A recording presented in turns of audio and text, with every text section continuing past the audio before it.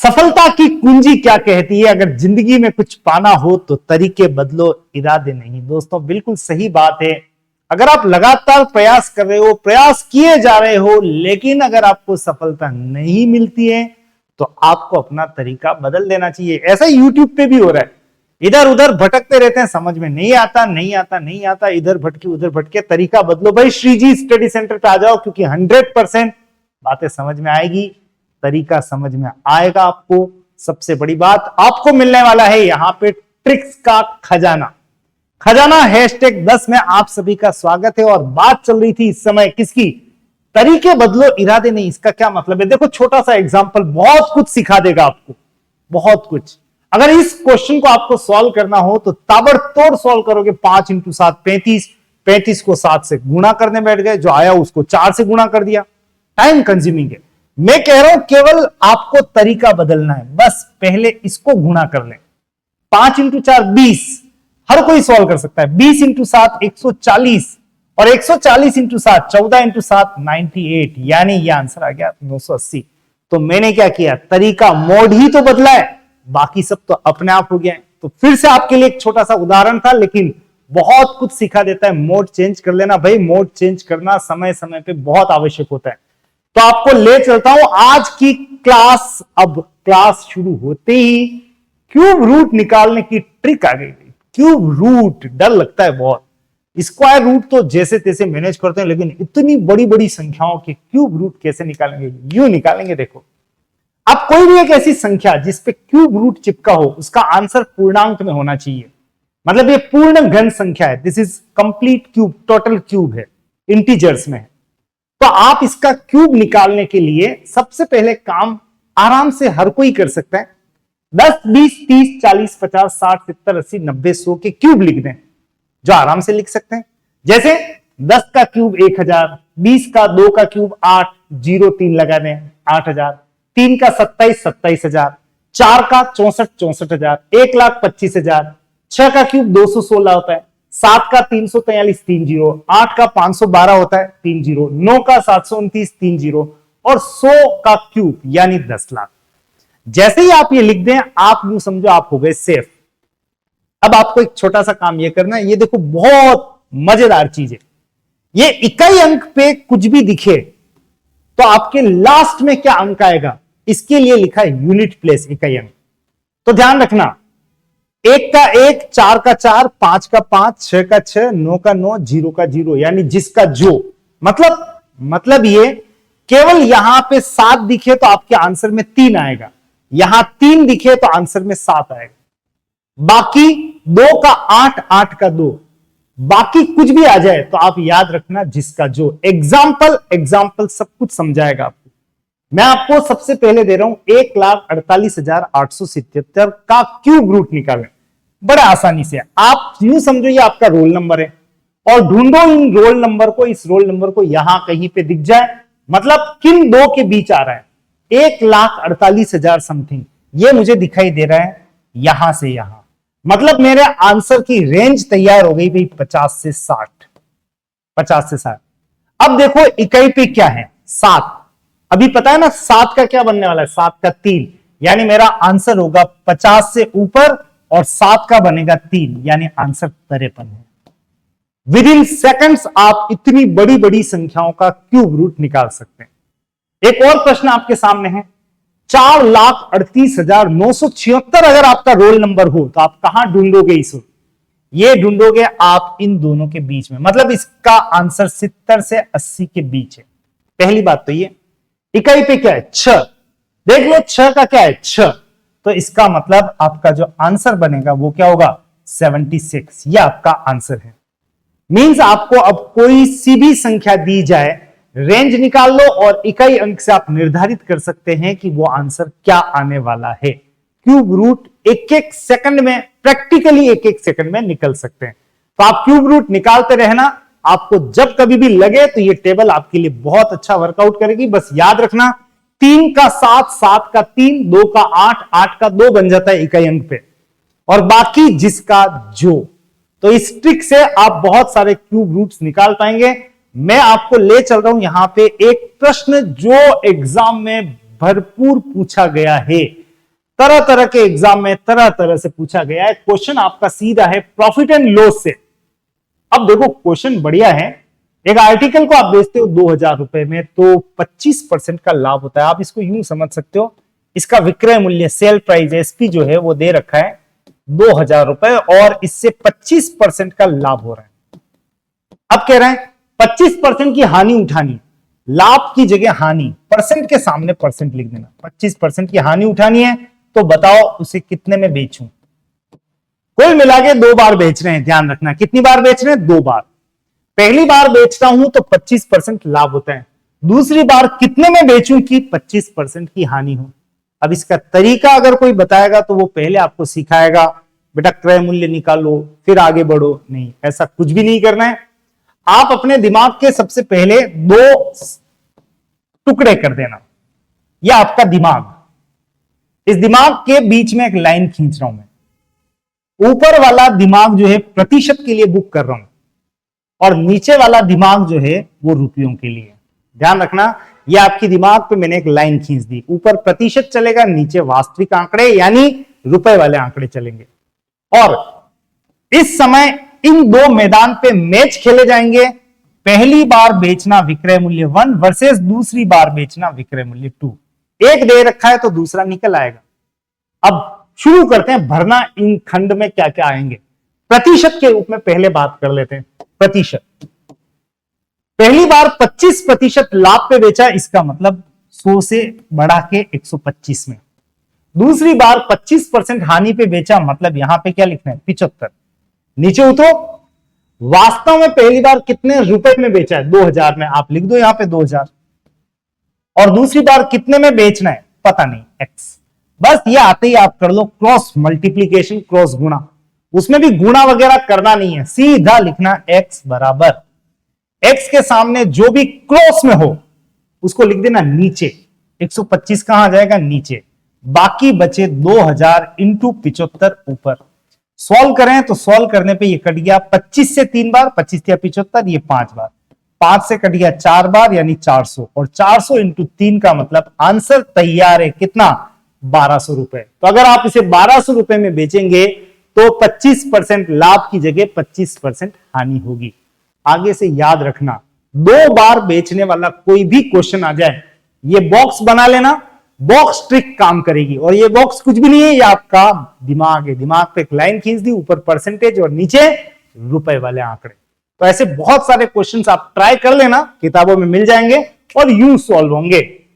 फिलहाल ये क्वेश्चन कहां से आ रहा है आप आराम से देख पा रहे हैं। ये क्वेश्चन चक्रवृद्धि ब्याज का है और इसके लिए मैंने बिल्कुल आपको बताने के लिए कि इस क्वेश्चन को मैं आपको 2 तरीके से बताऊंगा, एक ट्रिक के साथ और दूसरा महाट्रिक के साथ। ओहो हो, ट्रिक भी है महाट्रिक भी है। बताओ पहले क्या देखना है? भाई पहले तो एक बार ट्रिक, क्योंकि ट्रिक से थोड़ा कॉन्सेप्ट भी मिल जाएगा। तो अगर किसी को फॉर्मूला याद हो तो पहले भूल जाओ, फॉर्मूले की जरूरत है ही नहीं आपको। चक्रवृद्धि ब्याज का मतलब आउटराइट रिजेक्ट कर देना फॉर्मूला को। फॉर्मूले नहीं, हमें यहां पे कॉन्सेप्चुअल ट्रिक चाहिए। तो सबसे पहले ऐसे क्वेश्चन में आप देख लो, कोई भी धनराशि दे भी नहीं रखी है, कंपाउंड इंटरेस्ट की रेट से 4 साल में डबल हो जाती है, 2 गुनी। तो कितने साल में 64 गुनी हो जाएगी? देखो ध्यान रखना, 2 गुनी के बाद 2 का डबल 4, 4 का डबल 8, 8 का डबल 16, 16 का डबल 32, 32 का डबल 64, 64 का डबल 128। अगर ऐसे डेटा हो तो आप सबसे पहले तो एक बार एक एफडी करवा लेना बैंक में जाके। एफडी 100 रुपए की करवा लेना। कितने की? 100 की। और अक्सर जब हम बैंक में जाते हैं तो ये नहीं पूछते भाई साहब रेट ऑफ इंटरेस्ट क्या चल रहा है, हम क्या पूछते हैं भाई साहब वो डबल कितने साल में हो जाएगा, आप तो सीधी सीधी ये गणित बता दो। तो एक लेमैन हमेशा यही पूछता है कितने साल में डबल हो जाएगी। तो ये बैंक वाला आपको कह रहा है भाई साहब 4 साल में डबल कर दूंगा मैं। तो 4 साल में वो बैंक प्रॉमिस कर रहा है डबल हो जाएगी। तो ठीक है, हमने 100 रुपए की एफडी करवा दी, 4 साल तक वेट किया, 100 रुपए बन चुके थे 200। 200 देख के बहुत अच्छा लगा, मैंने कहा भाई 4 साल और रख ले। तो अगले 4 साल में इस 200 का डबल हो चुके थे 400। ये देख के बड़ा मजा आया, मैंने कहा भाई आप तो एक्सटेंड करो इसको। तब तक 4 साल और निकले, 800 हो गई। मुझे तो मजा आने लग गया, तो मैंने कहा 4 साल और रखो, 800 का हो गया 1600। फिर मैंने 4 साल और रखा तो 1600 हो गया 3200। मजा आ रहा था तो मैंने कहा भाई 4 साल और रख लो, 3200 का डबल 6400। अब यूं नहीं कि आप मजे ही ले रहे हो, ये भी देख लो 100 का बन चुका है कितना 6400, और मुझे टारगेट भी क्या मिला है 64 गुना। तो इसमें कितना समय लगा, इधर है समय 4 4 4 4 4 4 4 6 बार है, 4 इंटू 6 24 साल, 24 साल में हो जाएगा ये कितना गुना 64 गुना। तो आगे से ध्यान रखना, कभी भी ये आ जाए कि कितने साल में 32 गुना 64 गुना वगैरह हो जाएगा, तो एफडी कराना 100 की और आपका आंसर तैयार होगा। लेकिन अभी तो महाट्रिक बाकी है, महाट्रिक बाकी है। मतलब इसी क्वेश्चन को जो समझाने में जो वक्त लगा वो 1 सेकंड में सॉल्व होगा। बस आपको यहां पे ध्यान रखना है, क्या ध्यान रखना है, 2 की पावर के रूप में कुछ डेटा याद रखने हैं। मतलब बताता हूं, 4 का मतलब होता है 2 का स्क्वायर, 8 का मतलब होता है 2 की पावर 3, 2 का क्यूब, 16 का मतलब 2 4 बार है, 32 का मतलब 2 की पावर 5 है, और 64 का मतलब 2 की पावर 6। ये ध्यान रखना कोई बड़ी बात भी नहीं है, बहुत आसानी से हर किसी को ध्यान भी होते हैं। अब आपको कह रहे हैं कितने साल में 64 गुना हो जाएगा। आप तो एक काम करो, 64 का मतलब बताओ, 2 की पावर कितनी है 6 लिख दो, और कितने साल में डबल की बात कर रहा है 4 साल में, इंटू 4, 6 इंटू 4, 24 वर्ष में वो 64 गुना हो जाएगा। इतने आसानी से आप आंसर दे सकते हैं, लेकिन ध्यान रखना 2 की पावर 6 का मतलब क्या है 64, या 64 का मतलब 2 की पावर 6 है। तो इनको जरूर से ध्यान रखना, बहुत उपयोगी। चक्रवृद्धि ब्याज में देख लो, मजे से हमने इस क्वेश्चन को सॉल्व किया विद इन ए सेकंड। सबसे बड़ी शिकायत एग्जाम हॉल में क्या होती है पता है, क्वेश्चन तो हो रहे थे सर, बस समय नहीं मिला। तो समय की शिकायत मत करना, समय मिलता है, 100% मिलता है, बस आपको ट्रिक्स, तरीके, कैलकुलेशन पे कमांड, ये सब हासिल होना चाहिए। तो फिलहाल इसी बाधाओं को, इसी तरह की जो बाधाएं आती है उनको दूर करने के लिए अगला क्वेश्चन सिंप्लीफिकेशन से है, सरलीकरण। यानी सीधे जैसे ही मैंने कहा सरलीकरण, आपके दिमाग में उठाया बोर्ड मास। सबसे पहले हटाओ, नहीं चाहिए बोर्ड मास, नहीं बिल्कुल नहीं, बोर्ड मास खतरनाक होता है। तो फिर कौन सा मास है भाई, बिल्कुल है यहां पे। देखो इस क्वेश्चन को इजी बनाने के लिए इसका प्रेजेंटेशन चेंज करते हैं। आप सबसे पहले काम करो, प्लस और माइनस कहीं हो तो ढूंढ लो और उसको बाउंड्री की तरह यूज करो, उससे सेक्शन टुकड़े कर दो इसके। ये दिख रहा है प्लस, तो प्लस से इधर एक हिस्सा हो गया, प्लस से माइनस तक चलते चलते एक हिस्सा ये हो गया, और अब ये हो गया। मतलब इस क्वेश्चन के मैंने 3 टुकड़े कर दिए, तीनों को अलग अलग सॉल्व करेंगे, लास्ट में प्लस माइनस करेंगे। तो शुरू करते हैं यहां पे। सबसे पहले 15 डिवाइड 15 का 1/15 इंटू 15 का मतलब, अब ये ध्यान रखना, सबसे पहले सॉल्व करना है का को, फिर सॉल्व करेंगे डिवाइड को, और लास्ट में सॉल्व करेंगे इंटू को। ये क्रम, ये सीक्वेंस आपको ध्यान रखनी है। तो यूं नहीं कि 15 को डिवाइड कर दिया 15 से, नहीं, सबसे पहले का मतलब इंटू सॉल्व किया तो ये आ गया 1, 15 डिवाइड 1 इंटू 15। अब 15 को 1 से पहले डिवाइड कर दें, 15 इंटू 15 जो कितना आ गया 225। चलो पहला सेक्शन कंप्लीट, उधर आ जाओ। का है डिवाइड है इंटू है, पहले का वर्ड को सॉल्व करेंगे। का मींस इंटू, 15 से 15 कैंसिल, 1 इंटू 1 डिवाइड 15 इंटू 15। ध्यान रखना 15 डिवाइड 1 नहीं है, यहां 1 डिवाइड 15 है। अब एक में तो 15 का भाग जाते नहीं है, काम करो, एक डिवाइड का मतलब बटा लगा दो, ये इस 15 को नीचे ले आओ, ये 15 ऊपर ही है, 15 से 15 कैंसिल, ये आ गया 1। तो कभी भी डिवाइड नहीं होता हो तो उसको बटा के रूप में लिखना, अपॉन के रूप में लिख लेना, काम हो जाएगा। फिलहाल हो गया 1, बीच में क्या चल रहा है प्लस। आगे बढ़ते हैं, उसकी बारी है, इसको सॉल्व करें। पहले का मतलब इंटू, कट गया 1 इंटू 1 तो 15 इंटू 1 डिवाइड 15। अब इसको सॉल्व करें डिवाइड को, तो 15 इंटू 1 अपॉन 15, जिसका मतलब फिर से कटा के आ गया 1, ये +1 ये -1, 1 से 1 भी कैंसिल, बचा 225। इसका मतलब आप अपना आंसर 100% कंफर्मली दे पा रहे हैं, आंसर ऑप्शन नंबर 2 होगा। दैट मीन्स कि आप आसानी से बोर्ड मास को छोड़ के सिंप्लीफिकेशन सॉल्व कर सकते हैं। कोई लोड मत लेना, कोई कहे बोर्ड मास से अभी सिखा दूंगा, नहीं सीखना। आप टुकड़े कर लो, छोटे छोटे टुकड़ों में समस्याएं होती है ना, तो समस्या सॉल्व हो जाती है। इसलिए वही काम यहां पे भी किया। फिर कह रहा हूं, तरीके बदलो, इरादे नहीं। फिलहाल बढ़ते हैं अगले प्रश्न की तरफ। ओ ग्रेट क्वेश्चन, कई बार पूछा हुआ प्रश्न, आपने भी देखा होगा, सुना होगा। अगर आप कॉम्पिटिटिव एग्जाम दे रहे हैं या नहीं भी दे रहे हैं, तो ये प्रश्न अक्सर आपको छकाता है। अब इसके लिए अगर आप पहले देख लें, 2 आर्टिकल्स हैं। सबसे पहले तो 2 आर्टिकल्स, हर एक को 960 रुपए में बेचा है, मतलब दोनों को 960 रुपए में बेचा है, इसको भी और दूसरी को भी। पहली को बेचा तो 20% लाभ हुआ और दूसरी को बेचा तो 20% हानि हुई। बताइए पूरे सौदे में उसका लाभ या हानि का परसेंट क्या रहा। अब लाभ हानि निकालने के लिए आपको पहली बात तो दोनों के क्रय मूल्य निकालने, कॉस्ट प्राइस निकालने, लेकिन ट्रिक कहती है कि बिल्कुल भी नहीं निकालना है। आपको तरीके से नहीं जाना है, तरीका नहीं, मुझे चाहिए इसका ट्रिकी सॉल्यूशन। और ट्रिकी सॉल्यूशन के लिए ध्यान देना कि आपको यहां पे सबसे पहले इस कंडीशन पे फोकस करना है, दोनों का विक्रय मूल्य समान है। इधर जितने परसेंट लाभ है उतनी ही परसेंट हानि इधर है। अगर ऐसा हो तो याद रखना, ऐसे केस में दोनों मिलाकर ओवरऑल हमेशा हानि ही होगी। और वो हानि कितने परसेंट होगी, इसको जानने के लिए जो भी हानि है उसका कर दें स्क्वायर और अपॉन कर दें 100। मतलब यहां पे दिखेगा 20% हानि है, आप कर दो इस 20 का स्क्वायर और कर दो बटा 100।